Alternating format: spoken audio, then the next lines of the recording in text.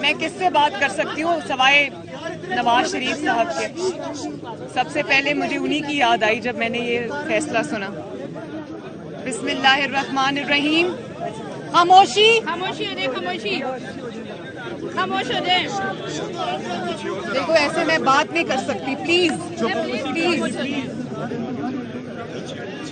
سب سے پہلے میں اللہ تعالیٰ کا سر جھکا کر شکر ادا کرتی ہوں کہ اللہ تعالیٰ نے آج نواز شریف صاحب کو سرخرو کیا. میری بات تو بہت بعد میں آتی ہے، لیکن آج جب میں نے ججز کے ریمارکس سنے اور جب میں نے آج بالکل ریورسل ہوتے دیکھا ایک چیز کا، تو مجھے پورے ہیئرنگ میں صرف اللہ تعالیٰ کی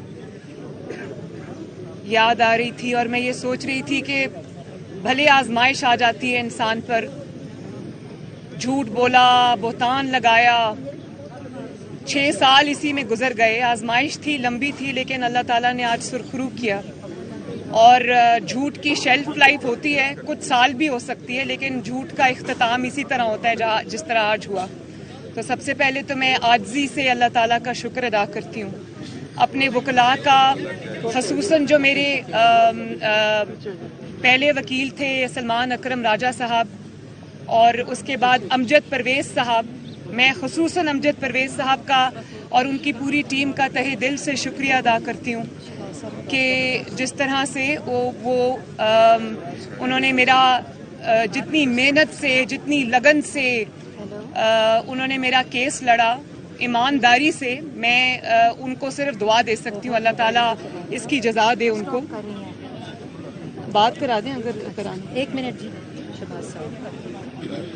السلام علیکم انکل.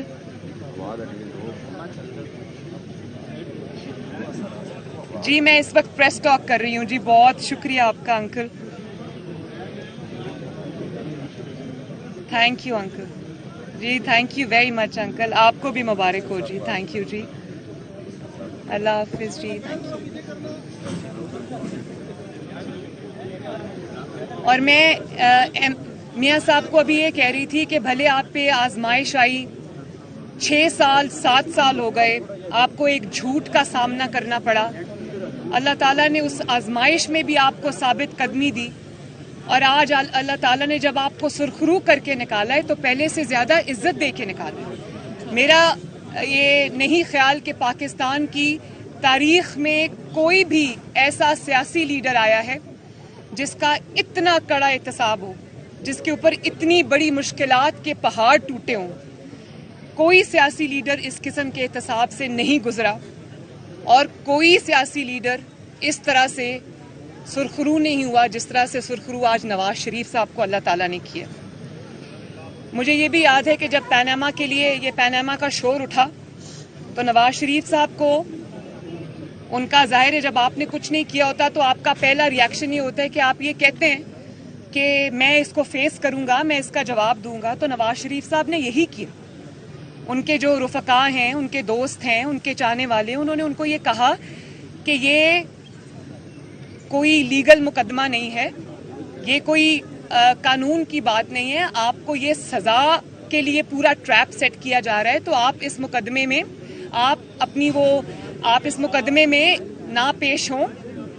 آپ اپنا جو بھی آپ کو حاصل ہے، جو بھی امیونٹی آپ کو ملتی ہے وہ آپ لے لیں، اور آپ یہ نہ کریں، کیونکہ ان کا یہ مقصد آپ کو سزا دینا ہے. یہ آپ کی جو تعویل ہے، جو آپ کی لیگل آپ کے پوائنٹس ہیں، جو حقائق ہیں، وہ یہ نہیں سنیں گے. لیکن نواز شریف صاحب نے یہ کہا کہ نہیں، میں اس احتساب کو فیس کروں گا، میری بیٹی بھی فیس کرے گی، میری خاندان بھی فیس کرے گا، میرے بچے بھی فیس کریں گے. انشاءاللہ تعالیٰ وہ سرخرو ہوں گے. تو آج وہ اللہ تعالیٰ نے دن ہمیں دکھا دیا.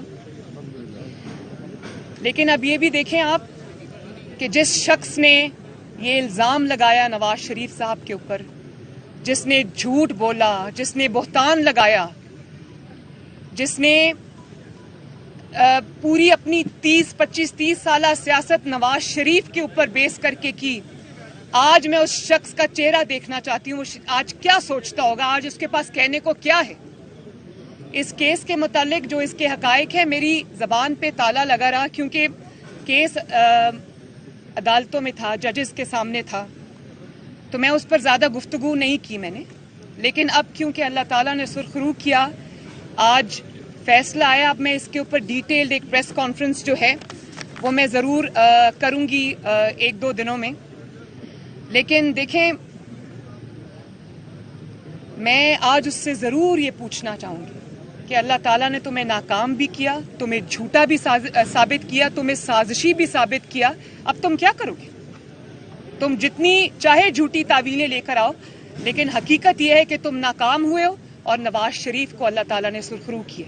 اور انشاءاللہ اللہ تعالیٰ وہ دن بھی لائے گا. آپ ڈار صاحب کو دیکھ لیں, ڈار صاحب جس پرائم منسٹر کے جہاز پہ گئے تھے, اللہ تعالیٰ اسی پرائم منسٹر کے جہاز پہ ان کو لے کے آیا.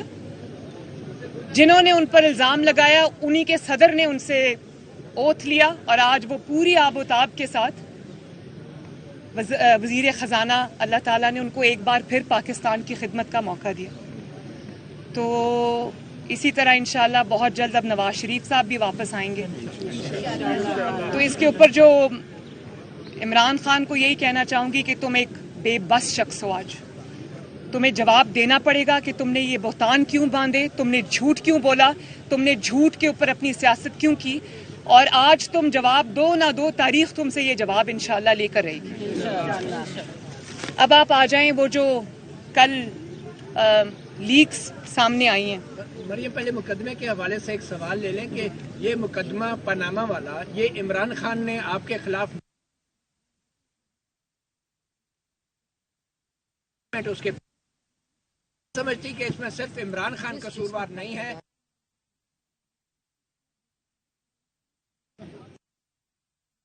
اس کا بینیفیشری کون ہے؟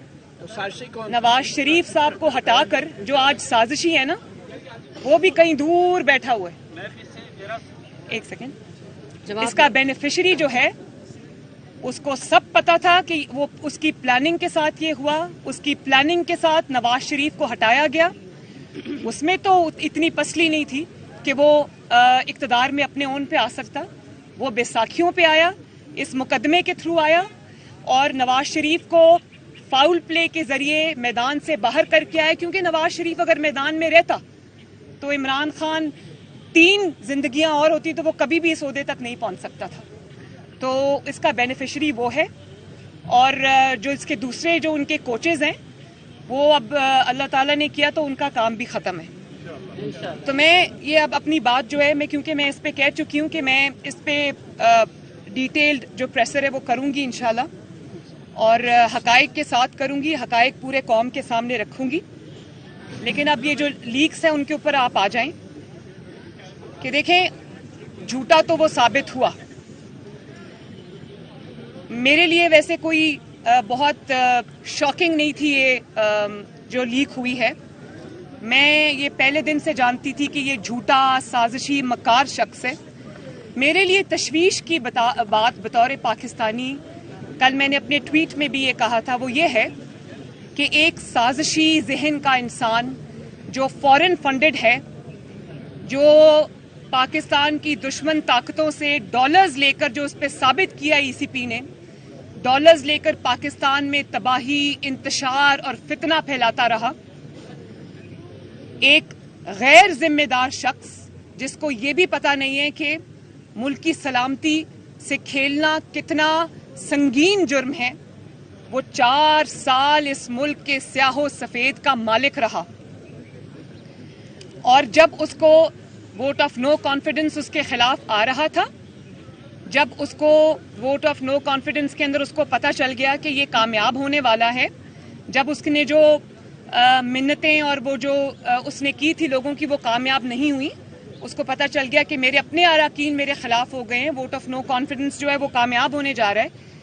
تو اس نے سازش کا یہ ڈرامہ رچایا پوری قوم کے سامنے. اور آپ دیکھیں کل کی مطلب اتنی سنگین وہ بات ہے, وہ کہتے ہیں کہ جو منٹس آف دا میٹنگ ہے وہ تو میرے ہاتھ میں, ان کو میں اپنے مطابق وہ کر لوں گا. اور وہ کہہ رہے ہیں کہ میں کھیلوں گا.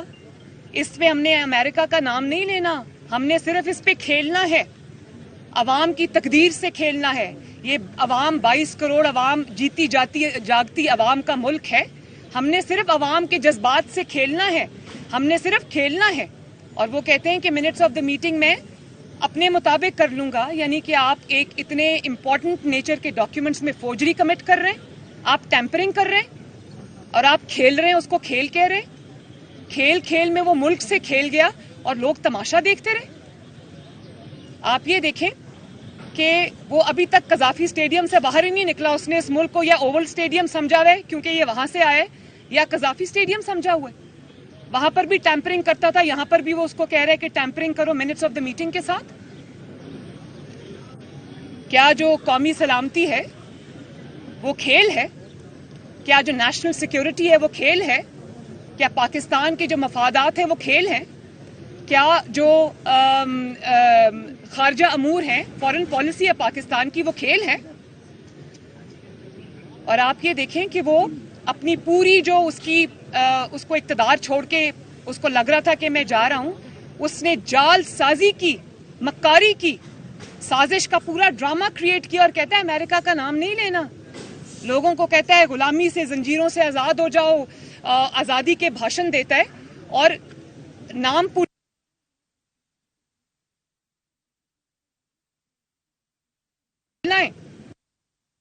ایک پیٹرن ہے. آپ یہ دیکھیں کہ جو انسان کس طرح یہ جو پاناما والی سازش کے تھرو اقتدار میں آیا, آر ٹی ایس بٹھایا اپنے اقتدار کی خاطر, اس کے بعد فورن فنڈنگ لی غیر ملکی قوتوں سے, اس سے ملک کو ڈی سٹیبلائز کیا, پتہ نہیں وہ پیسے کہاں کہاں استعمال ہوئے, اس سے ملک کو ڈی سٹیبلائز کیا. اور اس کے بعد آپ پیٹرن دیکھیں کہ کیا کہہ رہے, جب آئی ایم ایف کی یہ جو ڈیل کی بات ہو رہی تھی, آئی ایم ایف نے جب پیسے دینے تھے, ابھی پہلی ٹرانچ نہیں آئی تھی, تو آپ نے سب نے وہ سنی جو آڈیو تھی جس میں شوکت ترین صاحب یہ کہہ رہے تھے کہ یہ خط لکھ دو تاکہ پاکستان کو پیسے نہ ملے. پہلے آپ نے آئی ایم ایف کے ساتھ معاہدہ کیا, اس میں پاکستان کو گروی رکھ دیا, اس کے بعد جاتے جاتے اس معاہدے کو فلاؤٹ کر گئے, اور پھر آپ کے اندر اتنی ہمت کر کے خط, پاکستان کو اگر یہ پیسے نہ ملتے تو پاکستان ڈیفالٹ کر جاتا, پاکستان کے کروڑوں عوام بھوکے مر جاتے. اس قسم کے شخص کی ذہنیت پہ انسان کیا بات کرے سوائے حیرانی کے. اور آپ یہ دیکھیں کہ اس سازش کی بیس پر جو اس نے اعظم خان کے ساتھ بیٹھ کے پرائم منسٹرز آفس میں گھڑی, پرائم منسٹر کے اوتھ کو وائلیٹ کیا. پرائم منسٹر کا اوتھ کیا کہتا ہے؟ وہ اور بات ہے کہ ان کو اوتھ بھی پڑھنا نہیں آیا, کاغذ سے دیکھ کے بھی پڑھنا نہیں آیا, اینک لگا کے بھی پڑھنا نہیں آیا. تو اپنے اوتھ کو آپ نے وائلیٹ کیا, آپ نے پاکستان کے اور پاکستان کی سیکیورٹی کے انٹرسٹ کے خلاف اپنے آفس میں بیٹھ کر سازش کی. اور کس چیز پہ؟ وہ جال سازی کی بیس پر وہ سازش آپ نے کی, اور اسی جال سازی کی بیس پر آپ نے پاکستان کے اداروں کو تنقید کا نشانہ بنایا, پاکستان کے اداروں کو آپ نے کنٹروورسیز میں پھینکا, دھکیلا, اور آپ کا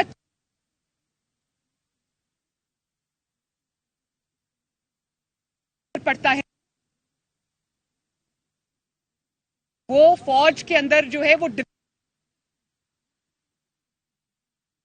آپ نے اسی سازش کی بیس پر, اسی جال سازی کی بیس پر, اسی ٹیمپرنگ کی بیس پر آپ نے کیا کیا؟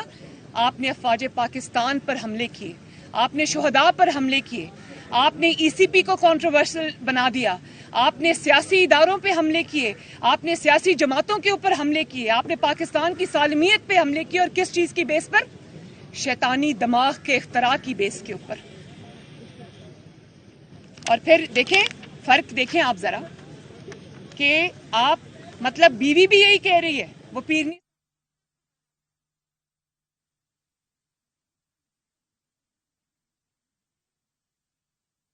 منسٹر کے آفس میں وہ فورجری کر رہا ہے, وہ پاکستان کے اتنے ایک سینسٹیو چیز کے ساتھ وہ ٹیمپرنگ کر رہا ہے, کیونکہ اس نے ایک ڈرامہ کرنا تھا, اس نے عوام کے اندر یہ فتنہ پھیلانا تھا. اور پھر پاکستان کو دنیا بھر میں بدنام کرتا ہے, نکل جاتا ہے, بچ کے نکل جاتا ہے. اسی سازش کی بیس پر, اسی جال سازی کی بیس پر, اسی فوجری کی بیس پر, اسی شیطانی کھیل کی بیس پر وہ پاکستان کو عالمی اسٹیبلشمنٹ کا غلام کہتا رہا, پاکستان کو ایک کمزور ریاست بتاتا رہا اور بچ کر نکلتا رہا. دوست ممالک کو اور یونائٹڈ نیشنز کو پاکستان کے خلاف خط لکھ کر اس میں زہر اگلتا رہا. کس چیز کی بیس پر؟ اس جال سازی کی بیس پر جو اس نے اعظم خان کے ساتھ بیٹھ کے پرائم منسٹرز آفس میں کی. عوام کو بغاوت پہ اکساتا رہا. ابھی آپ نے دیکھا جی سی یونیورسٹی میں کھڑے ہو کر کیا سرمن دے رہا تھا, کیا بھاشن دے رہا تھا پاکستان کی آنے والی نسلوں پر کو. ان کو کہہ رہا تھا میرے خلاف سازش ہوئی. آج وہ بچے بھی سوچتے ہوں گے جن کے سامنے کھڑا ہو کر ان کو بھاشن دے رہا تھا کہ یہ سازش ہمیں کیا بتا رہا تھا کہ میرے خلاف بین الاقوامی سازش ہو گئی. اور نکلا کیا؟ نکلا یہ کہ پرائم منسٹر کے کمرے میں بیٹھ کے دو شیطانی دماغوں نے اس سازش کو گھڑا. گمراہ کر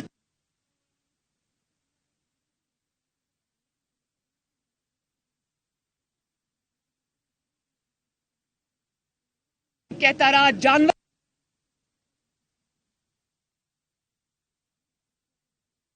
مذہب لوگوں کو کہتا رہا کہ ان کو ووٹ دینا گناہ ہے, مجھے ووٹ دینا ثواب ہے, جو ان کو ووٹ دے گا وہ شرک کرے گا. مذہب کا تماشا بناتا رہا. دنیا بیٹھ کے دیکھتی رہی. مذہبی ہمارے جو قائدین ہیں وہ بھی بیٹھ کے دیکھتے رہے. کسی نے اس کے بارے میں کچھ نہیں کہا. میں یہ پوچھنا چاہتی ہوں کہ ایک جھوٹے سازش کی آڑ کے اندر وہ یہ سب کرتا رہا اور سب ادارے اور ہم سب بیٹھ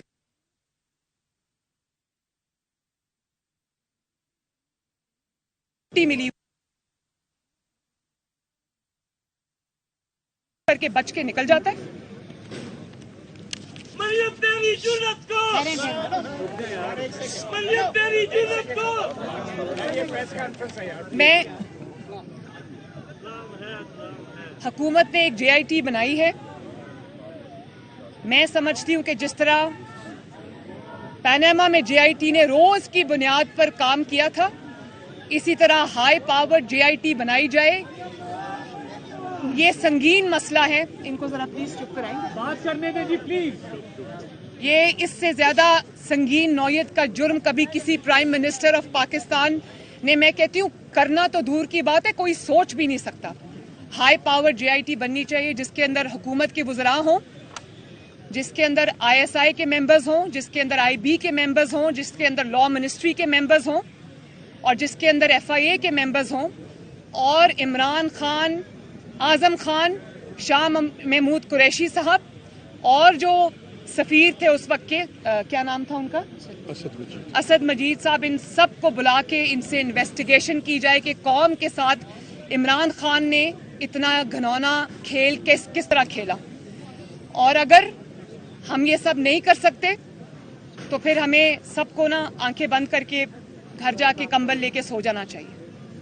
اگر ہم یہ بھی نہیں کر سکتے, اس ملک کو بچانا ہمارا فرض ہے, اس سازشی سے اس ملک کو بچانا ہمارا فرض ہے, اور انشاءاللہ تعالی یہ فرض ہم پوری قوت سے ادا کریں گے. یہ بتا دیں کہ جو سیاسی کیس شروع کیا ہے, جن لوگوں نے آپ پہ کیس بنائے تھے, کیا کبھی آپ کو آمنا سامنا ہوا, کسی نے معافی مانگی کبھی اس سے پہلے, اور اب آپ کیا مطالبہ کرتے ہیں؟ دیکھیے, مجھے کسی سے معافی منگوانے کی ضرورت نہیں ہے. ایز لانگ ایز جب وہ یہ سازش کر رہے تھے تو شاید وہ یہ بھول گئے تھے کہ وہ بہادر شاہ ظفر کا ایک بڑا اچھا شعر ہے جو میرا گائیڈنگ پرنسپل بھی ہے, اور وہ کہتے ہیں کہ ظفر آدمی اس کو نہ جانیے گا, ہو وہ کتنا ہی صاحب فہم و ذکا, جسے عیش میں یاد خدا نہ رہی, جسے تیش میں خوف خدا نہ رہا.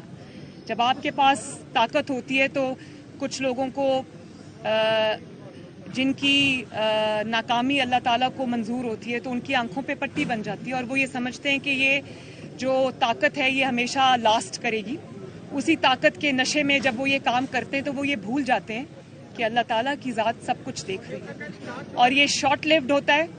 آسمان کا نظام حرکت میں آتا ہے. آج مجھے ججز کی بڑی مہربانی, انہوں نے انصاف کیا, لیکن مجھے اس میں کوئی دو رائے نہیں ہے کہ یہ فیصلہ اللہ تعالیٰ کی طرف سے آیا ہے, آسمان کی طرف سے آیا ہے, اور جب اللہ کا حکم تھا یہ فیصلہ آ گیا.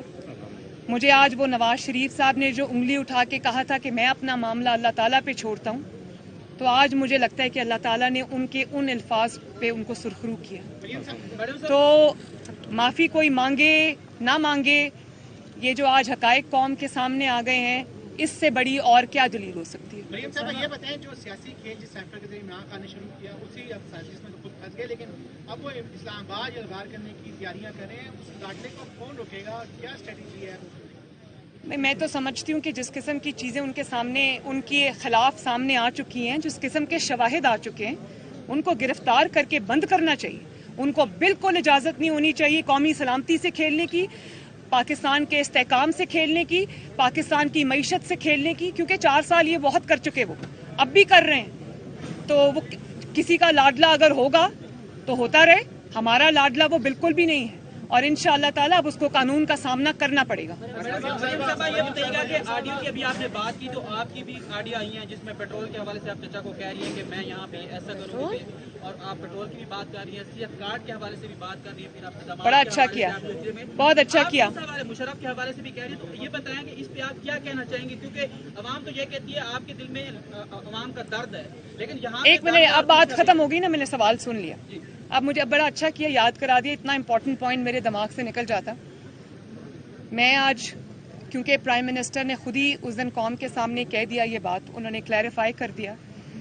جہاں تک میرے داماد راحیل منیر کا تعلق ہے تو بالکل وہ میرے بیٹوں سے بڑھ کے ہے، میرے لیے بہت اچھا بچہ ہے۔ ایک پرانے کاروباری خاندان سے اس کا تعلق ہے، خود بھی وہ اپنے جو خاندان کا کاروبار ہے اس کو وہ چلاتا ہے، دیکھتا ہے۔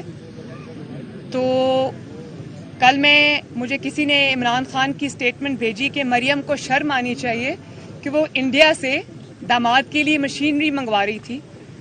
تو میں یہ کہنا چاہتی ہوں، میں عمران خان کی کسی بات کا جواب نہیں دینا چاہتی، میری نظر میں وہ اس قابل نہیں ہے کہ اس کا نام بھی لیا جائے، لیکن شرم عمران خان کو آنی چاہیے، کیونکہ میرے داماد کی جو مشینری آئی تھی وہ عمران خان کے دور میں آئی تھی جب وہ پرائم منسٹر تھے، تو شرم تو پھر عمران خان کو آنی چاہیے، حالانکہ جائز کام تھا۔ وہ آدھی مشینری اس کی تب آ گئی تھی، پھر آدھی مشینری کے لیے انہوں نے جب ایپلیکیشن دی تو انہوں نے کہا کہ میری آدھی مشینری آ چکی ہے، آدھی کی وجہ سے میرا پلانٹ جو ہے وہ نہیں چل پا رہا۔ تو انہوں نے جب ایپلیکیشن دی تو پرائم منسٹر آفس میں اس کو چیک کیا گیا، تو انہوں نے، مجھے فخر ہے اس بات کا کہ پرائم منسٹر نے کہا کہ نہیں، یہ قانون اب تبدیل ہو گیا ہے، پہلے انڈیا سے مشینری الاؤڈ تھی امپورٹ، اب امپورٹ پہ بین لگ گیا ہے، تو آپ کہیں اور سے مشینری منگوا لیں، یہ مشینری نہیں آئے گی۔ تو انہوں نے کہا میں خود بتا دوں گا، انہوں نے یہ بات مجھے بھی بتائی، راحیل کو بھی بتائی، اور ہم نے کہا بالکل ٹھیک ہے۔ کسی نے نہ کوئی اس کے بعد اس معاملے کو اٹھایا نہ کچھ کیا، تو انہوں نے بھی قانون کا احترام کیا، میں نے بھی اپنے ملک کے قانون کا احترام کیا، اپنا جائز چیز بھی چھوڑ دی، اپنا جائز حق بھی چھوڑ دیا، لیکن قانون کے خلاف کچھ نہیں کیا۔ دوسری بات میں نے جب پرائم منسٹر کو پیٹرول کی قیمتوں والی جو ہے اس میں ان کو کہہ رہی ہوں کہ جب آپ یہ ڈیسیجن کرتے ہیں پیٹرول کی قیمت والا، کیونکہ عوام کے اوپر اس سے تکلیف آتی ہے، عوام کے مسائل میں اضافہ ہوتا ہے جب قیمتیں بڑھتی ہیں، تو جب یہ اعلان ہونا چاہیے ٹی وی پہ تو اس میں ہنسنا کھیلنا یا کوئی غیر سنجیدگی کا مظاہرہ نہیں ہونا چاہیے اس چیز کو، کیونکہ لوگوں کے اوپر تکلیف آ رہی ہے، آپ اس کا اعلان کر رہے ہیں۔ تیسری بڑی اچھی بات کی آپ نے صحت کارڈ کی، آپ وہ صحت کارڈ والی آڈیو دوبارہ نکال کے سنیں۔ اول تو 5 میں سے 4 آڈیو ساری میرے بارے میں آئی ہیں، اپیرنٹلی یہ پرائم منسٹر ہاؤس کی لیکس ہیں، لیکن وہ ساری مریم نواز کے بارے میں ہیں۔ مجھے یہ پتا ہے کہ یہ کہاں سے ہو رہا ہے۔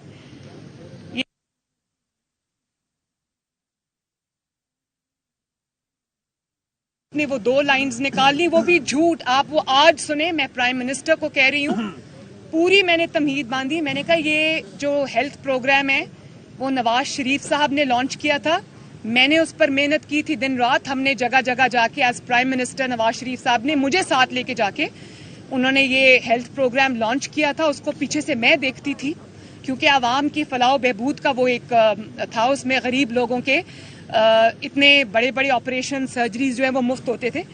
تو میں نے کہا کہ یہ بڑے طریقے سے یہ شو کرتا ہے کہ جیسے ہیلتھ کارڈ اس نے کیا ہے، تو میں نے پرائم منسٹر کو کہا کہ آپ اس کو اون کریں، میں نے یہ کبھی نہیں کہا کہ آپ اس کو بند کریں۔ میں عمران خان نہیں ہوں کہ جب بائی الیکشنز آئے تو حمزہ نے جو 2000 یونٹ سے کم جن کی بجلی خرچ ہوتی تھی، 200 یونٹ سے کم جن کی بجلی خرچ ہوتی تھی، تو اس نے ان کے لیے بجلی فری کر دی۔ عمران نے کورٹ میں جا کے وہ بند کرا دیا. میں وہ نہیں ہوں. میں نے تو یہ ہیلتھ پروگرام بنایا ہے, تو میں نے پرائم منسٹر کو کہا آپ اس کو اون کریں. اور آپ نے کیسے اس لفظ کو, اس چیز کو اس طرح سے آپ نے انٹرپریٹ کر لیا کہ میں نے کہا اس کو بند کریں. کیسے میں اس کو بند کرنے کا کہہ سکتی ہوں جبکہ مجھے پتا ہے کہ کروڑوں عوام اس سے فائدہ اٹھا رہے ہیں. آج ذرا دوبارہ گھر جا کے اس آڈیو کو ضرور سنیے گا. آپ نے بھی سائفر پہ کہا ہے کہ جے آئی ٹی قائم کی جائے. عمران خان بھی کہہ رہے ہیں کہ اگر سائفر پہ تحقیقات ہو تو میں اسمبلی میں واپس آنے کے لیے تیار ہوں. دونوں طرف سے تحقیقات کا مطالبہ ہو رہا ہے, رکاوٹ کون ہے؟ نہیں, تحقیقات کس کی؟ جعل سازی کی؟ جعل سازی کی تحقیقات نہیں ہوتی. جعل سازی میں تعین کر کے اس کو سزا دی جاتی ہے. تعین ہو چکا ہے, وہ اپنے منہ سے مان رہا ہے کہ میں نے اس پہ کھیلنا ہے, میں نے نام نہیں لینا, منٹس کو ہم نے ٹیمپر کرنا ہے. اس کے بعد اب اس کے بعد اب انویسٹیگیشن کون سی رہ جاتی ہے؟ اس کے بعد سزا دینی باقی ہے, وہ اس کا میں انتظار کر رہا ہوں. حسن, آپ دوبارہ جو ہے وہ اہل ہو چکی ہیں, آپ الیکشن لڑ سکتی ہیں, اللہ کا شکر ہے. تو کیا اسی دور کے اندر آئندہ سال الیکشن ہے تو ہم آپ کو دیکھیں کسی اسمبلی میں, پنجاب اسمبلی میں یا قومی اسمبلی میں؟ انشاءاللہ ضرور دیکھیں گے. یہ نواز شریف صاحب, شہباز شریف صاحب اور میری پارٹی فیصلہ کرے گی کہ مجھے کون سا الیکشن لڑنا ہے, کب لڑنا ہے. تو اللہ تعالیٰ کے بعد یہ جماعت میری فیصلہ کرے گی. بالکل کریں گے, ضرور کریں گے انشاءاللہ تعالیٰ. صاحبہ شاہدرہ سے آپ کو الیکشن کی دعوت دیتے ہیں. شاہدرہ NA 123 سے آڈیو اور ویڈیو لیک ہونے کا سیزن چل رہا ہے. عمران خان کی بھی ایک ویڈیو کا ذکر ہو رہا ہے, رانا ثناء اللہ کر سکتے ہیں. آپ کی بھی ایک مبینہ ویڈیو ہے جو نیب لاہور میں تھی جب آپ سے موبائل فون اور ڈیوائس پکڑا گیا. اگر ہیکر کے ہاتھ وہ لگ گئی اور یہ سلسلہ ایسے جاری رہا تو کیا پاکستانی سیاست اس کی متحمل ہو سکتی ہے یا یہ سلسلہ رکنا چاہیے؟ اچھا, تھینک یو ویری مچ. اگر میری ویڈیو جو نیب میں انہوں نے بنائی تھی وہ, اور میں رات کو اپنے نائٹ سوٹ میں تھی, یہ کمرے پہ انہوں نے 12 بجے دھاوا بولا, 15-20 لوگ تھے اور ایک نے اسی طرح موبائل پکڑا ہوا تھا, وہ میری ویڈیو بنا رہا تھا.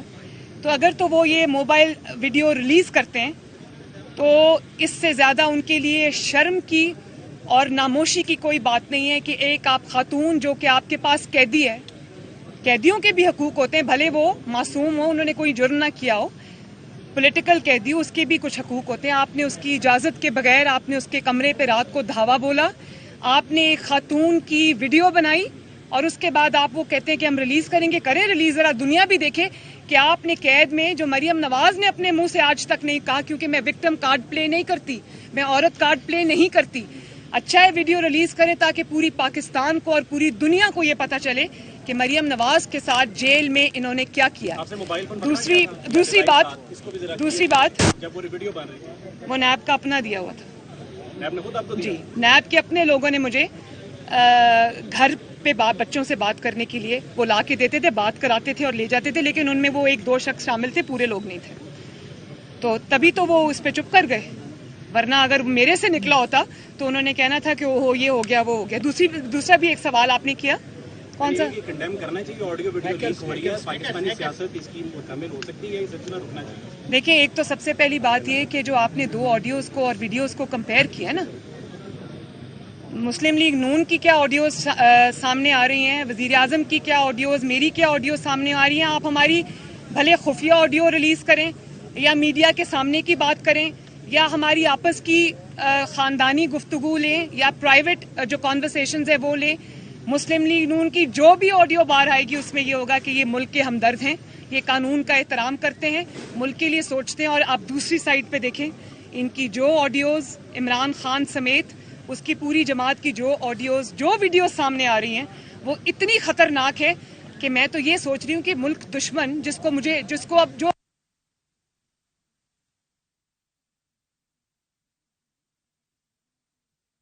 انسان کو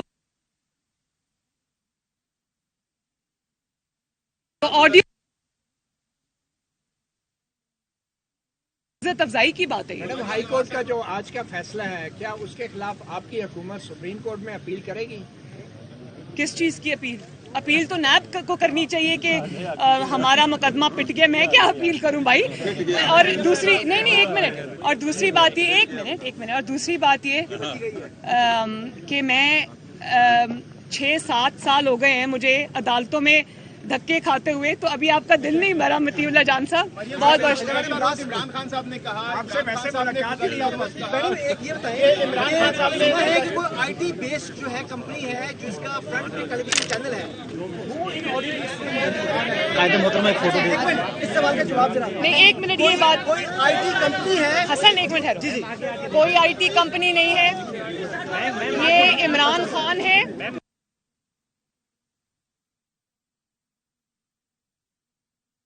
बहुत शुक्रिया। एवनफील्ड रेफरेंस केस में इस्लामाबाद हाई कोर्ट ने मरियम नवाज और कैप्टन रिटायर्ड सफ्तर को बाइज्जत बरी कर दिया है। इस्लामाबाद हाई कोर्ट में मरियम नवाज सफ्तर की बरियत की अपीलें मंजूर कर ली गई, जिसके बाद मरियम नवाज मीडिया से मुखातिब थी। उन्होंने कहा कि आजमाइश आती है, झूठ और बोहतान में 6 साल गुजर गए, झूठ का इख्तिताम इसी तरह होता है जैसे आज हुआ। उन्होंने कहा कि केस से बरी के बाद जो ताला जबान पर लगा था वो आज उतर गया है। बहुत जल्द नवाज शरीफ भी पाकिस्तान वापस आएंगे।